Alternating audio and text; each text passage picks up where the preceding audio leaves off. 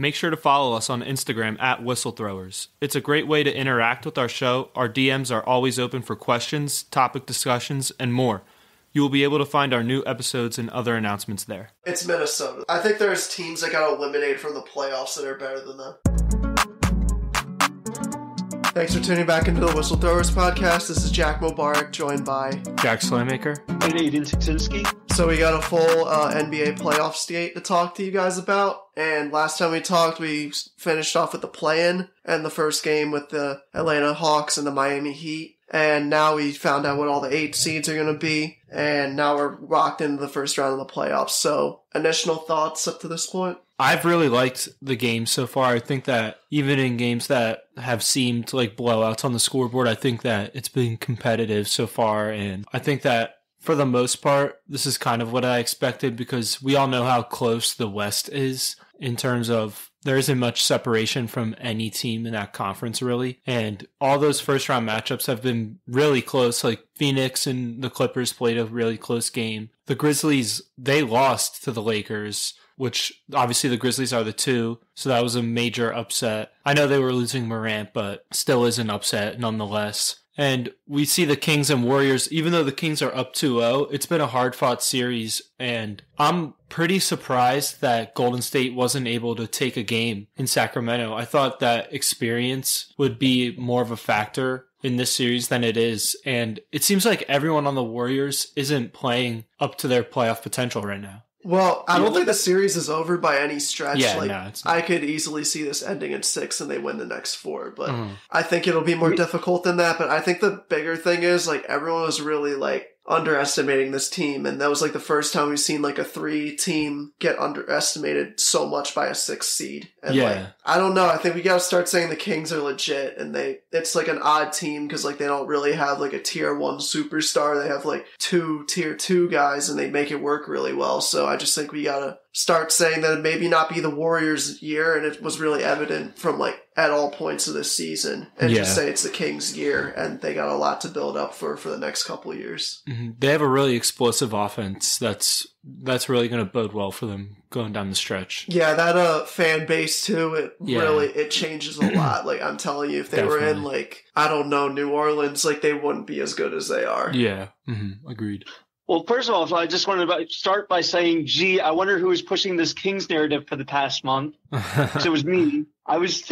I tried telling you guys the Kings are the real deal, and they're finally showing it on the biggest stage that they've had in the past 2 decades. And they're showing that they are the real deal. Because this Warriors team, like you said, Slay, they do not look like the team that won the championship last year. The fact that Draymond freaked out the way he did, and I get that Sabonis grabbed his ankle, and that's why Draymond slept on him. But that was a rookie move by Draymond. You know you can't retaliate in today's NBA, or else you're going to get that flagrant 2, which is exactly what happened. And that was with 7 minutes left in the game. So that was a huge factor with how close that game was. So losing Draymond, who's one of your best defenders, did hurt the Warriors. Now they're down 2-0. No one knows what the extent of this situation will be. My guess it will just be a fine, but who knows? And you don't want to put yourself in that situation when you're down 2-0. Granted, it is going back to San Francisco, and like you guys said, you can come back down from 2-0 and still win a series. We have seen it happen in recent playoff games, but it's going to be challenging. And the way the Sacramento has played, I don't know if I can fully bet on the Warriors doing that. Yeah, agreed. And I mean, just how it's looked so far in that series alone, like Sacramento, they look, I mean, to put it bluntly, they look like the more experienced team. They're just playing with more fire and energy. You know, they were feeding off their crowd, which is a huge plus for them, obviously. And Golden State just looked sluggish almost. And I know the games were still close, but I do expect that to carry into Golden State. Just the fact that Sacramento is the better team in the series, and they can really use that to their advantage even on the road. Yeah, I think it'll definitely go to 7, but I think the Warriors will make a serious push, but I still have the Kings edging them out for the second round spot. Yeah. The other thing that I love about Sacramento, too, unlike a lot of teams are seeing, especially the Warriors, is that they have a guy off the bench they can rely on to score in Malik Monk, who has been scoring in these last 2 games. So the fact that you can rely on Fox and Sabonis to score as starters and then have Monk come off the bench and put up close to 20, that is a nice reliability that the Warriors just don't seem to have right now. Yeah, they tried to bring Wiggins off the bench in game 1, obviously, and he just didn't find a groove at all. And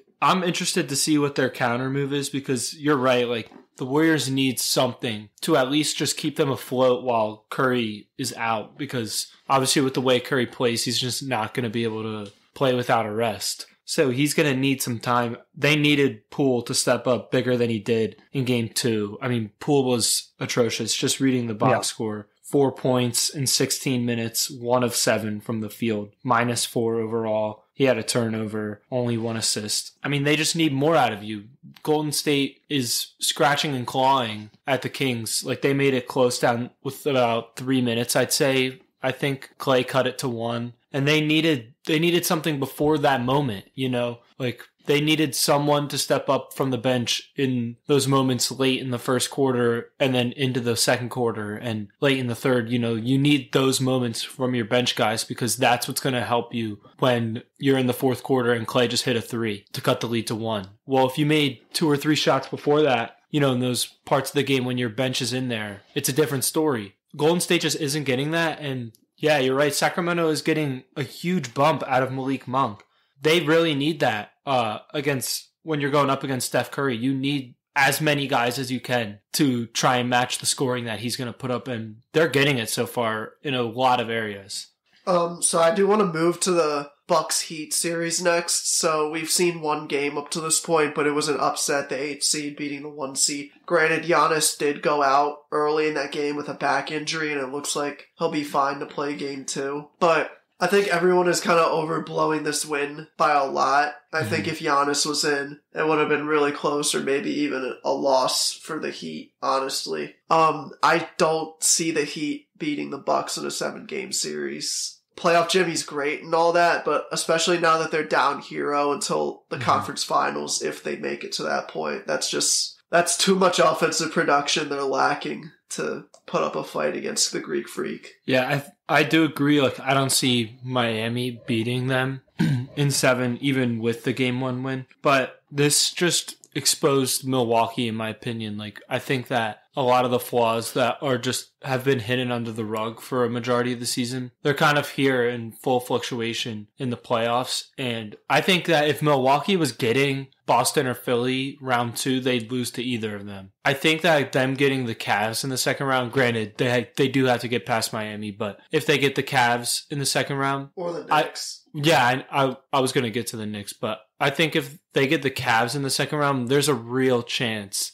that the Cavaliers could take that series from them. But if they get the Knicks, I just don't really see it with New York. I think they match up evenly with Cleveland, and that's why that series is going to be an absolute bloodbath. But when it comes to Milwaukee, I just don't think that New York matches up well enough with them to really put up a fight. Yeah, I feel like when you talk about the Bucks being exposed, the biggest reason they were exposed is because their best player, and arguably the best player in the NBA, was not on the court with them. It's pretty easy to expose a team when you're missing your best player. And I think that's exactly what happened with the Bucks. I do agree, if Giannis is playing, I'd say that the Bucks win this game by 5 to 10 points.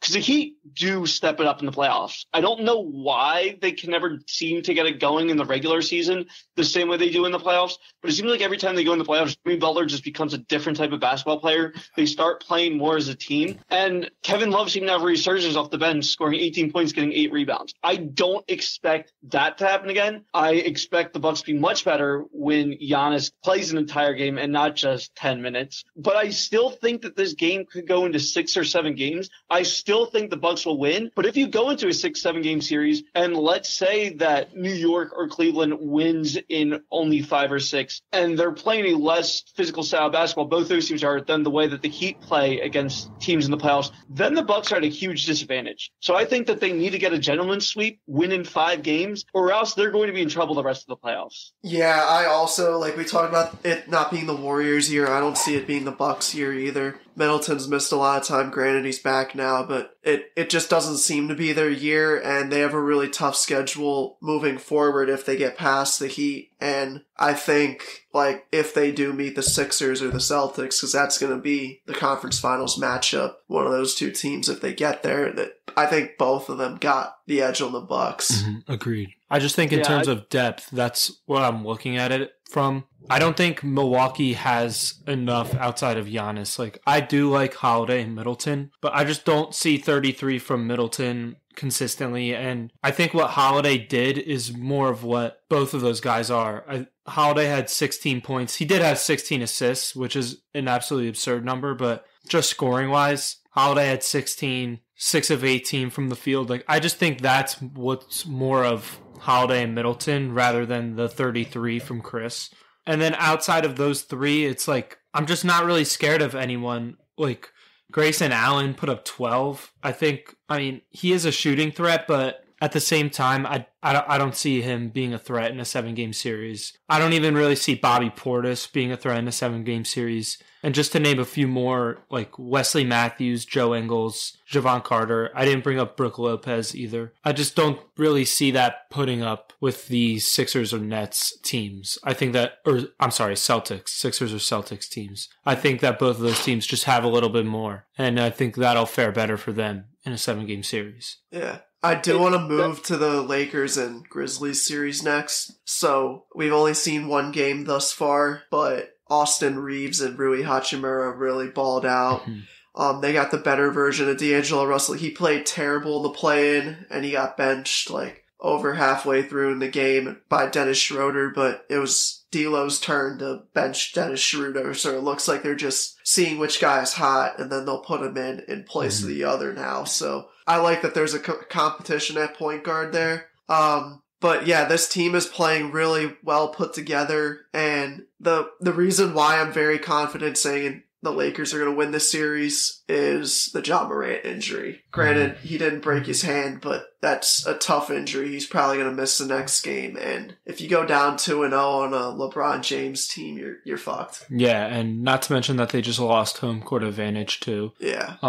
Yeah, I think that this is more of how the Lakers are playing. That's kind of why I'm leaning towards them in the series. The Morant injury does throw a big monkey wrench into things too. But I just love how this Lakers team is playing. Like, we talked about this earlier before the season ended too. Like, just how well they were playing since it seemed like the deadline when they picked up D'Lo and Beasley and Vanderbilt. And it was just they needed a few different role players. They just needed to switch things up. Getting LeBron and AD back fully healthy is huge for them. Like, I like how they're playing, and you know, I think that we've all learned the lesson. Any team that has LeBron James on it, you just got to keep your eye out in the playoffs at the very least. Yeah, the way I was right about the Kings, I was dead wrong about the Lakers. I'm fully willing to admit that after the way that they played in Game 1. I mean, they just flat out dominated the Grizzlies. Even though it was a close game for a little while, they just ran away with it at the end. And I get that Morant was hurt, but like you guys said, he's going to be hurt for the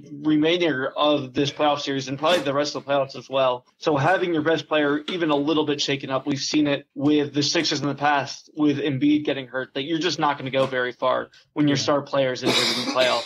You mentioned having a LeBron-led team is going to get you far. That seems to be the case now. Except the difference is, for the first time, I would say, since he was on the Heat, maybe I would say when he won his third championship with Cleveland, that he actually has an entire team built around him with guys that he can rely on. Yeah. D'Lo scored a lot of points. Hachimura went crazy off the bench. Anthony Davis is finally looking like he was in 2020, healthy and being productive. And then Austin Reeves scoring 23 too. I mean, it's just going to be hard to shut down anyone, because the moment you try to focus on one of these guys, someone else is going to step up. And that is a great method to win playoff games, is when you can rely on multiple different guys to score you points. Yeah, this is like the first time the Lakers, like, obviously since the Kobe era, have like focused on getting guys that weren't like the guy. I mean, they locked down Anthony Davis and LeBron James for a while. They just decided to go for one of the best third options in the league and then surround him with a bunch of shooters, and it's paying dividends. And I think if they could keep that team around, they're just going to be constantly in the conversation for winning rings in the next couple of years. Yeah, I agree. Like, I think that they are even in the conversation right now for coming out of the West this season, which is not something that any of us would have really said. I think even back before the season started, when we were talking about them playing better and looking really good down the stretch, I don't think that them competing for a Western Conference championship was a real possibility at that time. They've completely flipped it around. And I mean, like we were saying, they just have like the guys on the team outside of LeBron. It's like you could all compare each of them to a player that LeBron has won a championship with. You know, you could even compare D'Lo in some respects to Kyrie Irving. You know, you could compare a guy like Austin Reeves to a guy like Ray Allen, where he wasn't really needed much creating a shot, but you just got him open on the perimeter and he would knock him down. I mean, he's a really great shooter and he even adds more. So, I mean, I don't want to predict this team going to the championship because I don't want to be that guy really who like jumps on the boat too early and then it goes crashing down. But at the same time, like I could definitely see it. I'm not really going to rebuttal anyone who wants to pick them in the West. I think them and the Kings really might be on somewhat of a crash course to meet for a Western Conference championship. I would love to see that, honestly. So, let's see. We could go to the Sixers and Nets now. Obviously, game one, Sixers played like damn near a perfect game. But after seeing the second game, I am a little concerned because the bench came down to earth. There was only 15 points scored compared to like 30-some the last game. And Harden didn't really show out, but Harris and Embiid have been consistent so far, and that's kind of been it up to this point. And the Nets are like one of the three teams in the playoffs that I don't actually view as a playoff team. The other two are the Timberwolves and the Heat. But, like, I really think we should be steamrolling, like, right through them 30 points, 30-point win every game. That's just not realistic, though. That's not realistic. They're not a playoff team, though. Like, they literally got in the playoffs because of Kevin Durant and Kyrie Irving. But they didn't even really play that much. Like, they didn't play that much. Yeah, that's not a good argument at all, considering that how dysfunctional the team was when they had their superstars, and that they played better when those guys were traded. Yeah, Actually, the record was a lot worse after they got traded. They were like 11-14 after both the trades. I would counter you, though. I would say I'm more impressed with Brooklyn than I was going in. Like, they've played a lot better than they really should. And then the Sixers end up just handling their business. Like, we're talking about they were 10.5-point favorites yesterday. I mean, that's hard to cover in any sport, especially a playoff basketball game. It's hard to cover a 10.5-point spread. They played like absolute garbage and they covered a 10.5-point spread. Like, I don't really have much concern. Like, their bench didn't play all that well. They didn't shoot the ball all that well. I don't expect it to be like how it was in game one, but I expect it to be more in the middle of games 1 and 2 in terms of bench production and shot making ability for the Sixers. My other concern, though, is Embiid's point production, because he's averaging 19 points so far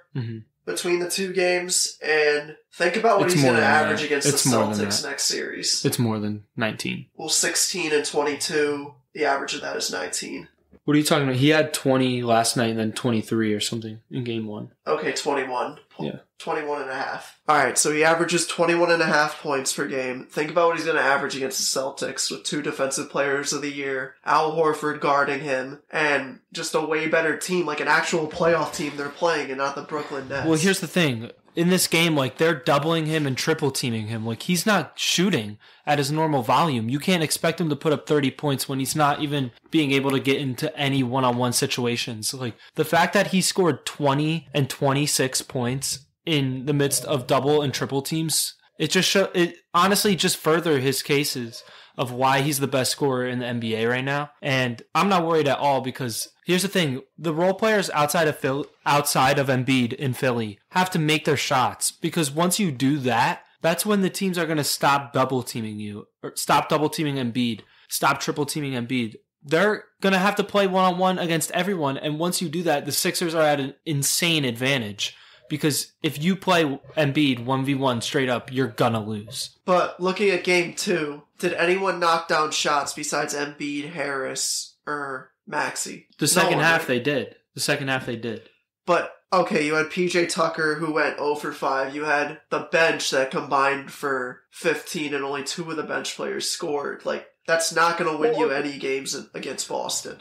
The only guy off the bench that had a really bad game, though, was McDaniels. He's the only guy that shot, 3 shots, and he missed all of them. The other 2 guys in House and Yang didn't even attempt a shot, and they only played 12 and 2 minutes. So I don't even say that's the bench. That's just poor rotational decision by Doc Rivers, which shocker with that one. Yeah. And I don't expect Harden to play that bad either in any of these games. You don't expect Harden to play bad in the playoffs? Not that bad. Let's be real about that. Not that bad. I mean, a guy who averages 24 points in the playoffs for his career, only scoring 8, that doesn't really make any sense. I don't expect that to continue. I don't expect him to have 5 turnovers again in a game. And I don't expect him to have 4 steals again in a game, but I do think that his defense has been getting better and better as the season has progressed. And that's a good sign for the Sixers too, because they're going to need Maxey and Harden. They're going to have to step up their game on defense. No question. The other reason I'm not terribly concerned about the Sixers is because it finally seems like they have a reliable backup option at center, which they never had in the playoffs. Paul Reed has really stepped up in these last couple of games. Mm-hmm. He scored 11 in game 1, only 6 in game 2,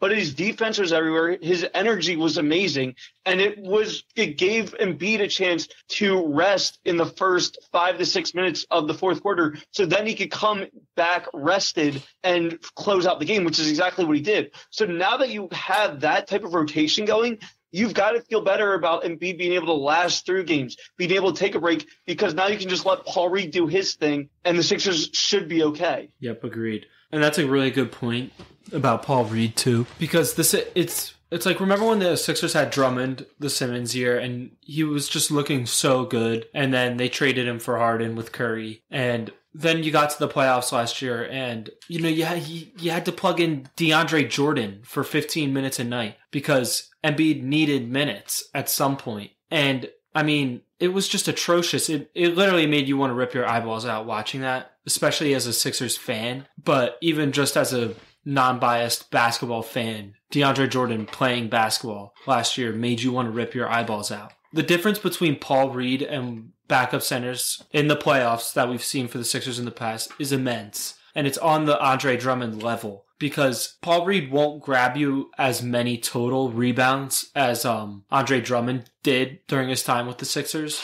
But Paul Reed is so physical. He's a guy that his guy does not get the offensive rebound. And that opens up rebounds for your entire team. That's why the Sixers have been dominating the glass against the Nets. And I expect domination like that to continue, because that isn't necessarily skill. It's just effort and want and will. And I expect the effort to continue on the glass for the Sixers. That's what I expect going forward. And that's a really good key for success for them. Yeah, and I think the last series that's actually worth talking about is the Clippers-Suns. Yeah. And once again, we've only seen one game up to this point, but Russell Westbrook came in clutch. Like, it didn't really show it on the stat board, but he had 9 points, 10 assists, 8 boards, and that crucial block on Booker to end the game. Yeah. Do you like this new Westbrook that we're seeing? I love it. I think that this is exactly what he has to do when he's not making shots, is step up defensively, start getting offensive rebounds,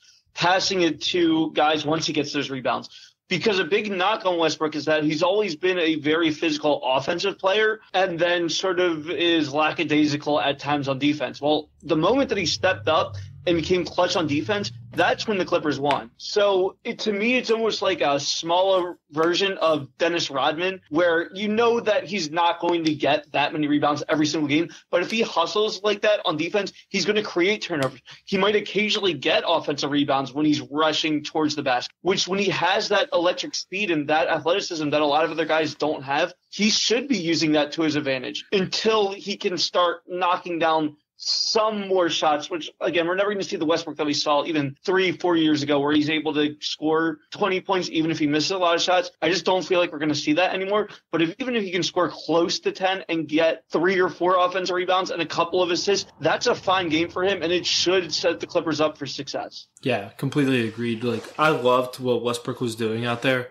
his motor never stops running, and you see it every time he steps on a court. No matter what Russell Westbrook is doing points-wise, shooting percentage-wise, he's just going to give you 100% effort at every single point in the game. And that really bodes well for playoff success. I agree with you, Aiden, with everything that you said. And I'm just going to take it a step further too, though. Westbrook can't shoot 3 for 19 again. Mm-hmm. That just can't happen. And not necessarily the 9 points or the 3 makes. It's just the 16 misses. You know, you're attempting 19 field goals. I just feel like at that point you could be getting better shots. But it doesn't really matter. Like, Westbrook was still just willing the Clippers back in with other things. Like, I feel like Leonard was doing it scoring-wise, and then Westbrook was just really carrying the load in terms of everything outside of scoring. I think that formula is probable to work, at least in this series alone. At first, I was going to say, like, if we sat down and did a prediction, which we didn't get the chance to do before the first round started, I probably would have taken the Suns in 5 or 6. And at this point now, like, now that the Clippers took home court advantage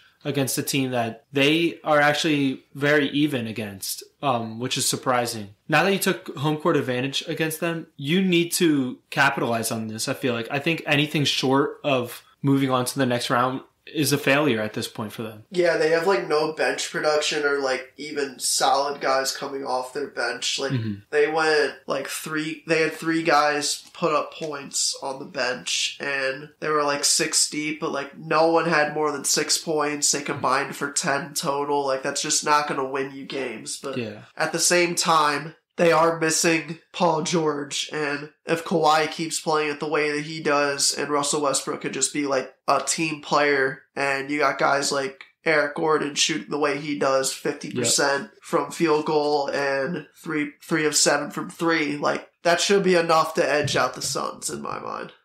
Agreed. Especially with I'm surprised how bad Chris Paul was that game. I mean, getting 39 minutes as, I forget how old he is, but he's obviously mid-30s. 36. You know, getting 39 minutes as a 36-year-old, I understand and everything, but I mean, he just looked lifeless almost. He's kind of been like that all season, though. Like, he really dropped off this season in particular. And it was like, honestly, it was going way under my radar because Phoenix always is playing at 12 o'clock at night. I can't really stay up to watch that, but that was glaring, you know, being able to watch a playoff game with them. And just Chris Paul is one of the best point guards of our generation. And this year is just like, wow, it's incredibly surprising from a guy that has been dominant in his past.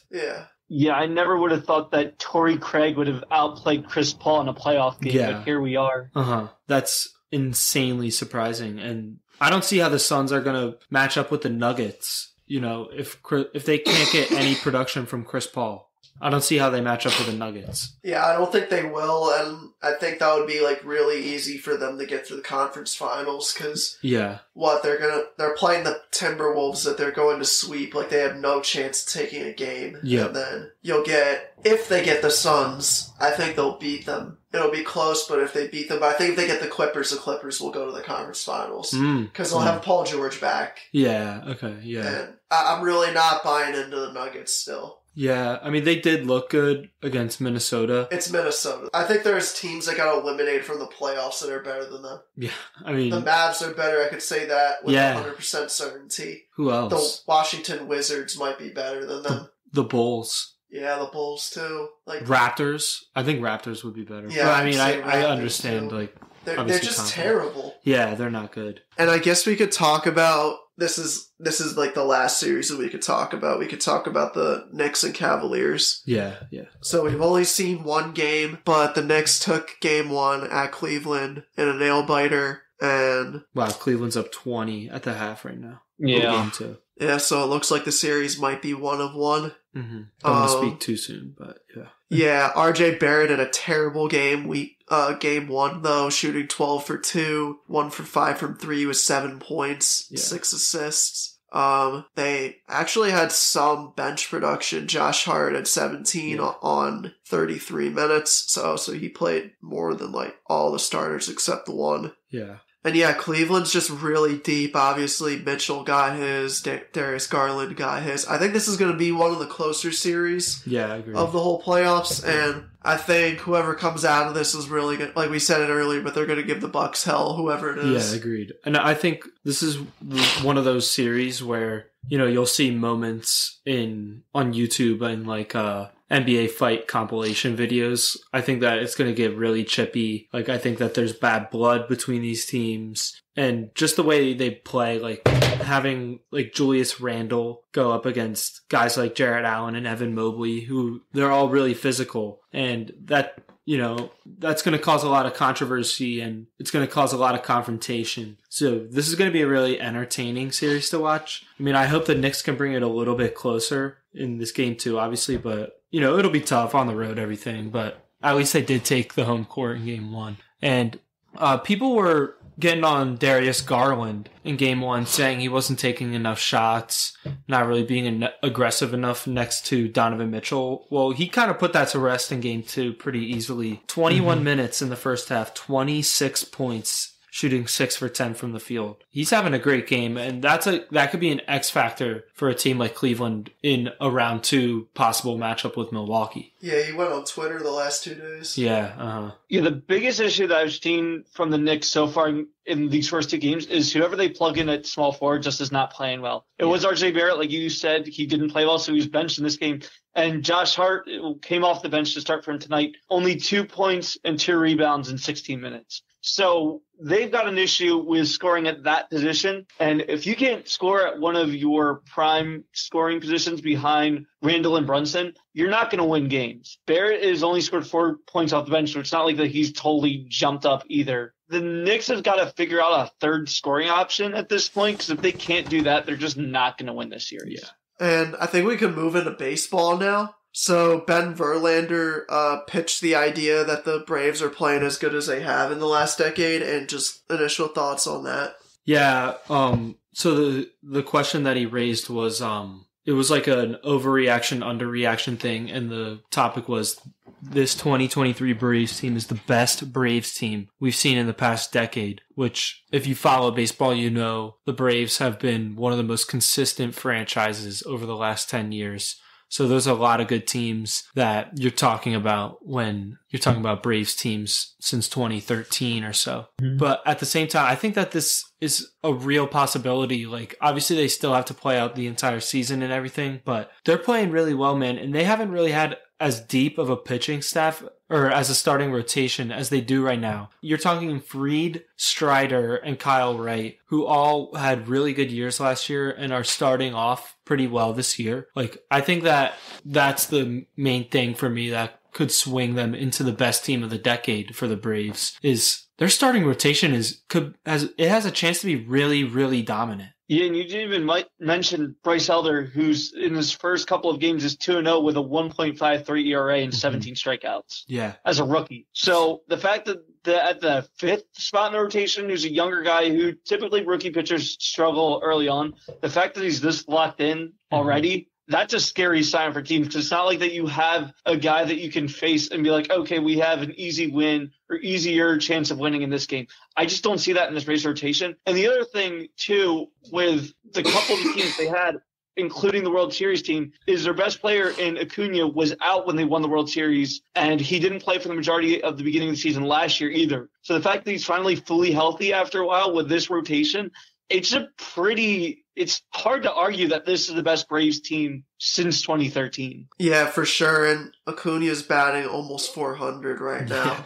Through 17 games and on a 7-game win streak right now. And to think that this team, like, after they've lost Freddie Freeman and Dansby Swanson within the last 2 years, and they're playing this well, second best record in baseball, best in their division, like, you said it's a very consistent team, and they're right up there, and they don't have as much big name guys in the field as they did the last couple of years. So, yeah, agreed. Like, Matt Olson really stepped up at first base, and they thought that was going to be like a tough to replace Freddie Freeman's production, but he's like right there. Yeah, and it's crazy. Like Aiden was talking about Bryce Elder, the rookie. It's just another one. Like, it seems like they just pull these rookies out of their farm system like leaves on a tree, and I mean, the developmental system has got to be crazy down there. Yeah. I mean, it's just young guy after young guy after young guy. Like a lot. I mean, you can look at some other guys like Sean Murphy and Matt Olson. And yeah, they weren't homegrown guys, but at the same time, like they traded homegrown guys for those pieces. And so it's like, to me, pretty much that equates to being a homegrown player. Like it's virtually the same thing. It's like, I don't understand how they do it. They're almost like the Tampa Bay Rays in that sense. They might even be better than Tampa Bay at that. I would say that they're better than the Rays in the sense that they can actually spend much more money than the Rays can, but still find a way to keep these younger guys on short-term contracts, or on long-term contracts, sorry. The other thing that's really impressive about the Braves is they're doing this without Michael Harris, Orlando Arcia, and Travis d'Arnaud, who will be back later this month or early in May. Yeah. So they still have the best record in the National League without 3 of their regular starters. That's got to be pretty scary for a lot of the teams in the National League, especially teams that are banged up, struggling, that they won't have guys back for a while, where the Braves are still pretty much healthy, and the guys that are hurt are going to be coming back relatively soon. I just don't see how anyone in the National League can slow them down at this point. Agreed. And we can move in and talk about Adley Rutschman's hot start to the season. Yeah, I mean, I just wanted to go through a couple Adley Rutschman stats. The biggest one that pops out to me so far when you go to his advanced stats, he is hitting, I believe his OPS plus right now is 194. And for people that don't understand what that means, having a 100 OPS plus means you are league average. So him hitting a 194 OPS plus means he is 94% better than the league average in that stat. And we all know OPS is one of the most important stats a hitter can have. Where does OPS differ from OPS plus? It's virtually the same thing. It's OPS plus just bases it in terms of league average. So okay. OPS is on base percentage plus slugging, which for hitters, that's a really important stat, and it tells a lot about you. And he's at a 1054 OPS right now. I mean, Bryce Harper in his MVP season was at 1055, around there. So he's really hitting like an MVP player right now. I know we're only through 16 games, but he's leading the league in walks. I mean, his strikeout percentage is really low. He's hitting the ball all over the field. Like, he's hitting less flyouts. He's hitting more line drives. I mean, everything is really impressive with this guy so far, and he's turning into a superstar right before our eyes, you know, and you don't see that much from catchers. Like, I think he even has a shot to have a better career than JT Realmuto. Yeah, I definitely thought that he would have a really good year. He was the main reason why I said Baltimore would have a better season than they did last year, a couple of weeks ago when we were talking about our predictions for the MLB season. I didn't think it would be this good. I mean, everyone knows that Rutschman is considered the new up-and-coming best catcher in baseball, but he's showing it already in only his second year. Like, everything you mentioned is 100% accurate. The thing that sticks out to me the most is the walks. When you have a high walk percentage and a low strikeout percentage, chances are you have a pretty good chance of getting on base and getting your team to score runs for you. And the fact that he's also already has 4 home runs when he only hit 13 last year in 113 games, that's another really good sign for the Orioles, that he's hitting home runs already in a very hitter-friendly park in a part of the season where it's not that easy to hit home runs. So everything at this point is looking very good for him. It's looking good for Baltimore. And I expect him to keep this up. And by the end of the year, I would not be shocked at all if he is a top 3 candidate for MVP for the AL. I completely agree with that. Like, I'm glad you went there to that level because I completely agree with that. And I wanted to touch on another guy for Baltimore too, Gunnar Henderson. He's up there in walks too. He hasn't been hitting in terms of average and slugging percentage and on base percentage. It hasn't been great yet, but to me that screams Bryson Stott progression because he was kind of the same thing last year. Like, he was hitting below 200. He was struggling really mightily, but the one thing he did really well was he worked at bats, worked walks, saw the strike zone really well, fouled off pitches. I see that in Gunnar Henderson too. So Baltimore really built an insanely nice core right there. You know, I think that those are 2 guys they need to make sure they keep around for a long time. And lastly, before we wrap up here, we can talk about Jalen Hurts' contract for this month and probably this month only. He's a top paid player in the NFL history. Yeah. Making over the course of 5 years, he'll make $255 million and 179 of it is guaranteed. Initial thoughts is I'm happy he got his money.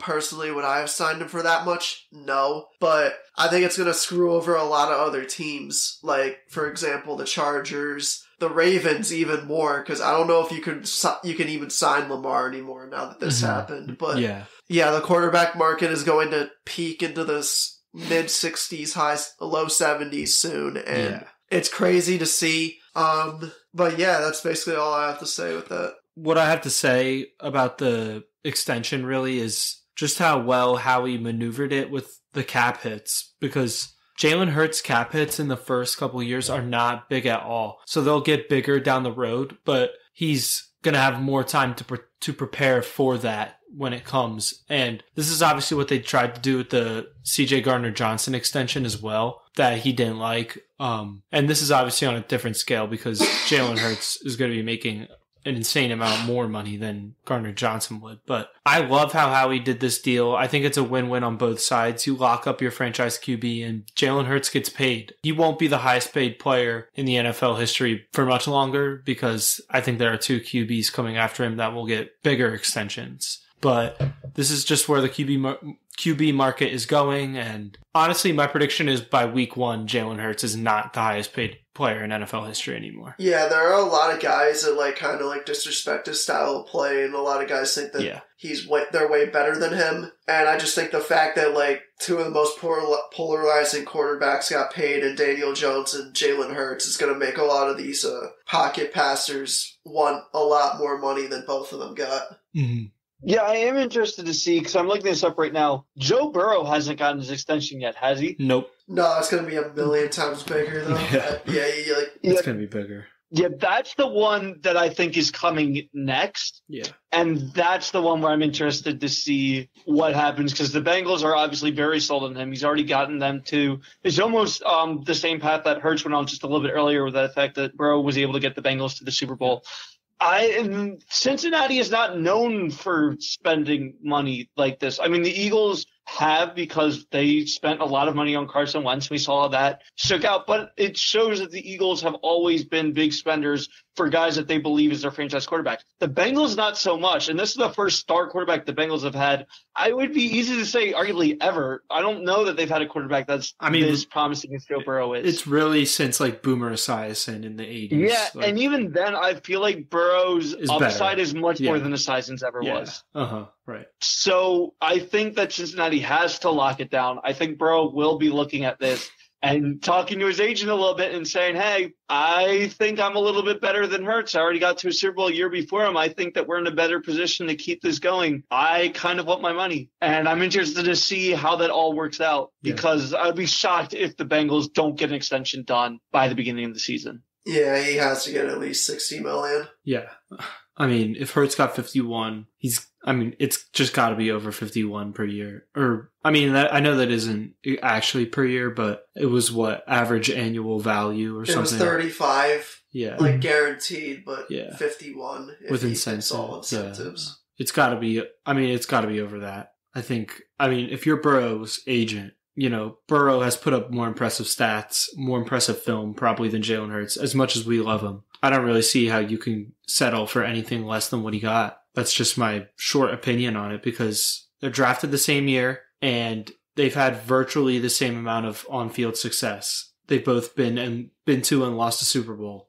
I don't really see. I think if Burrow doesn't get a contract that is better than what Hurts got, I think it's a failure by his agent, flat out. Yeah. Yeah, I also don't see, before we wrap this up, I don't see Justin Herbert getting anywhere close to that money. He just doesn't have the same on-field success. Yeah. I don't think the Chargers are at the same spot to win that the Eagles and Bengals are. I would be very hard-pressed for me to say that the Chargers should absolutely do this.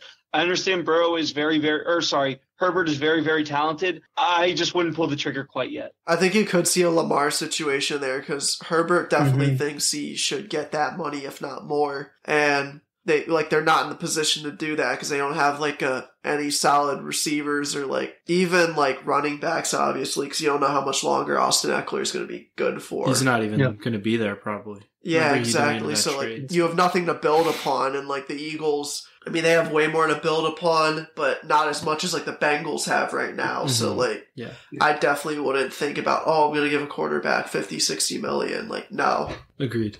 Do you guys have anything else? No, I think we covered everything. All right, so that'll do it for this week. We'll catch you next Saturday at 12 p.m. noon. And yeah, that'll do it. See you next week.